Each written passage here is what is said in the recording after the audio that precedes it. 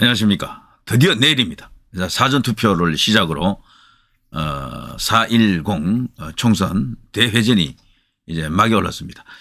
자, 그런데요, 지금 뭐 너나 없이 지금 투표장으로 이렇게 많이 지지층을 많이 보내는 캠페인이 지금 벌어지고 있는데 뭐 그렇죠. 저쪽은 적게 나오고 이쪽은 많이 가면 무조건 이깁니다. 그래서 지지층을 어떻게든 투표장으로 향하게 하기 위해서 모든 전략을 지금 짜내고 있는데요. 투표하면 이깁니다. 2사, 국민의힘 2, 국민의힘 미래 4. 자, 이제 이것이 실현될 것으로 이제 보는데요. 자, 그런데 반가운 소식이 있습니다. 한때 음악의 스타, 그리고 브라운관의 아주 대스타였죠. 노주현 씨. 한동안 정말 안 보이고, 거의 이제 두문불출 상태죠. 잘 나타나지도 않고요. 근데 놀랍게도 조정훈 의원의 유세장에 나타났습니다. 노주현 씨가 조정훈 의원을 지원하기 위해서 나타났더라고요. 거기서 연설을 했는데 짤막한 내용을 제가 조금 옮겨드리면 우리 조정훈 후보가 정말 이렇게 논리적으로 말씀도 잘하시고 차분하게 자기 소신을 정말 용감하게 용기 있게 국회에서 밝히는 걸 보고 이런 사람이야말로 지금 우리나라에 꼭 필요하다. 그야말로 인물이다. 여소야대가 여대야소로 뒤집어져야만 이 나라가 제대로 굴러가겠다. 그런 일을 수행할 최적의 인물이 바로 조정훈이다. 야, 이런 식으로 그냥 화끈하게 지원 사격을 했습니다. 그런데 이 노주현 씨가 아픈 사연이 있더군요. 문재인 정부 이후 작품이 들어오지 않는다라고 합니다. 좀 맡아주세요라고 하는 그런 의뢰 자체가 안 들어온대요. 이거는 달리 말하면 그런 것을 쥐락펴락하는 섭외 권력이라 그러죠. 연예계 혹은 대중 스타들을 이렇게 주물럭거리는 그 권력들이 전부 좌경화, 좌파가 되어 있다는 것을 말해줍니다. 노주현 씨가 뭐 나이도 아직 그렇게 많지가 않아요. 지금 우리 나이로 77세로 나와 있습니다. 77세.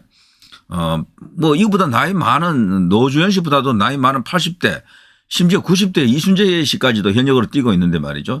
최불암 씨도 있고 좀 안타까운 일입니다. 이 정도로 저들이 악랄한 거죠. 이 좌익들은요. 좌파들은. 노조 뭐 꼭 그것도 아니고도요. 그 자체적으로 예전부터도 좌파화된 그런 카르텔이 있습니다. 자, 어쨌거나 이런 게 있었고요. 자, 이런 노주현 씨가 권영세 후보의 지원 사격도 했더군요.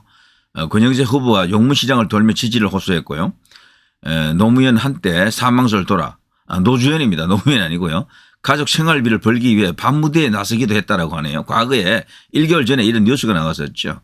800평 대지에 카페, 레스토랑을 운영하고 있다라고 합니다.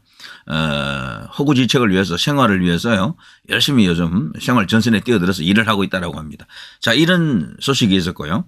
자, 또 한 사람 반가운 사람이 있습니다. 누굽니까? 바로 권인아입니다. 권인아. 지금 올드 팬들 뭐 60대 이상은 이 권인아를 다 알겠죠. 정말 그때는 한때 참 잘 나가는 인물이었는데요. 이 권인아가 여기 나타났습니다. 권인아도 나이가 지금 59년생이니까 64세밖에 안 돼요. 64세. 이 권인아가 말이죠. 여기 작심하고 조정훈 의원 선거 유세장에 나타나서 바로 이런 사람들이 국회의원이 되어야 한다라고 힘줘 말하고 있습니다. 그런데 여기 다른 제가 기사를 또 보니까요. 이 권인아는 여기만 간 게 아니고 계양 을의 원희룡을 또 찾아갔습니다. 40년차 인기 가수 권인아 계양 찾아 원희룡 지지 유세를 했습니다. 권인아가 원희룡과 여기 이제 조정훈 의원 이 두 사람을 콕 집어서 지원 사격한 겁니다. 제가 볼 때는요. 이 두 사람을 지켜보고 마음에 들어서 지원을 자발적으로 하는 것 같습니다. 빨간 점퍼까지 입고 완전히 자기 색깔을 드러냈죠.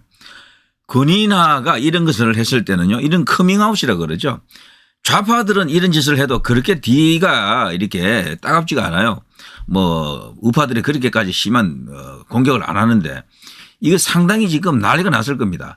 보배 드림이라고 하는 중고자동차 판매 사이트 있잖아요. 거기가 대한민국의 좌파들이 많이 모여서 일종의 이제 커뮤니티 하나를 만들어 놓고 있죠. 그 자유 게시판에 가보면은 그것도 완전 좌익 진지죠. 거기가 하루에도 수만 명이 그 이용하는 곳인데요. 뭐 거기에 지금 이들 연예인들이 소위 이제 국민의힘 보수 우파 이쪽을 이제 지지하는 연예인이 나오면 뭐 아주 난도질합니다. 거기뿐이겠습니까? 지금 좌파 사이트는 전부 이걸 언급하고 있는 것 같아요. 권인하라든가 앞에 이제 노주현 씨 같은 이런 사람들 연예인들만큼은 좌익들하고 같이 가야 된다. 이런 어떤 선입견이랄까 어떤 그런 판단을 하고 있는 것 같은데 이런 것을 알면서도 이분들이 용감하게 지금 이렇게 나와준 거죠. 와, 정말 대단합니다. 개항을 찾아가서 또 이렇게 사진을 찍었던 모습 이천수하고 3명이 찍은 사진도 있네요. 천둥 호랑이 창법으로 유명한 40년차 인기 가수 권인하 씨가 지난 2일 오후 원희룡 개항을 국민의힘 후보 지원 유세에 나섰다. 원희룡 후보 캠프는 MZ세대에게도 유명한 권인하 씨가 개항을 위해 최선을 다할 사람이 누군지 토론회를 보시면 판단 가능할 것이며 원 후보를 지원 사기했다라고 합니다. 유세차에서 마이크를 또 잡았다고 하는데요. 이 권인하 씨는 원희룡은 자신을 속이지 않고 세상도 속이지 않는 정직한 후보다 이렇게 이제 이야기를 했고요.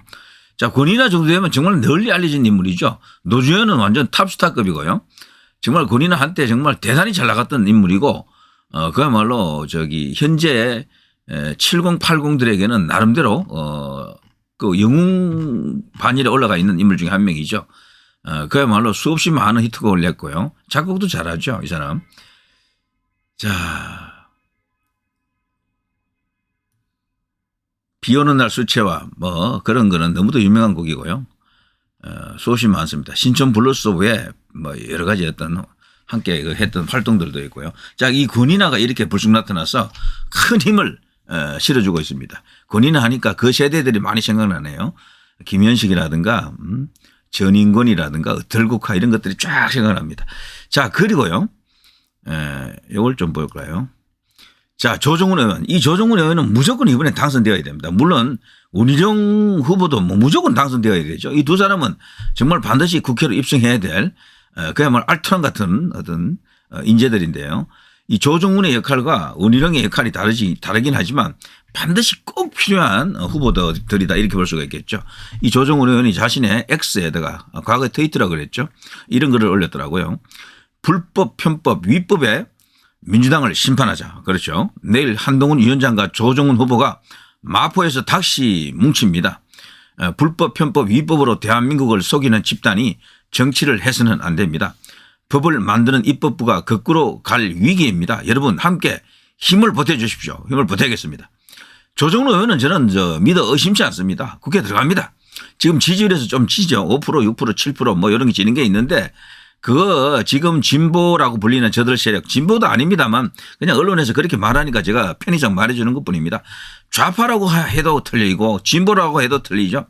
그냥 편의상 저들이라 그럴게요. 그냥 저들은 이번 여론조사 이 결과를 쭉 보면요. 지역구에 있어서만큼은 뭔가 이렇게 이 왜곡이 일어나고 있어요. 표집되는 그 비율이 균형을 이루지 못하고 있다. 소위 이제 우리 쪽을 지지하는 쪽, 저쪽을 지지하는 쪽 이것들이 골고루 적당한 어떤 균형을 이뤄줘야 되는데 그게 지금 깨져 있다라고 생각됩니다. 그러니까 지금 말이죠. 일종의 저쪽 좌파 카르텔 그 사회 안에서는 전화 받기 운동이 지금 벌어지고 있는 것이 틀림없어요. 그러면서 전화가 오게 되면 일부러 속이면서까지 내가 이쪽 좌파 야권 지지자인데 마치 우파 이쪽 지지자인 것처럼 이렇게 행사할 수도 있거든요. 이런 식으로 역선택하는 그런 것도 예전부터 벌써 발달해 있는 나라가 우리나라입니다. 그런 것도 충분히 의심해 볼 수 있고요. 그래서 상대적으로 지지율이 한 5%에서 10% 이상 더 높게 나온다라고 볼 수가 있습니다. 때문에 지금 지지율은 헛개비다, 허상이다 이렇게 볼 수가 있겠죠.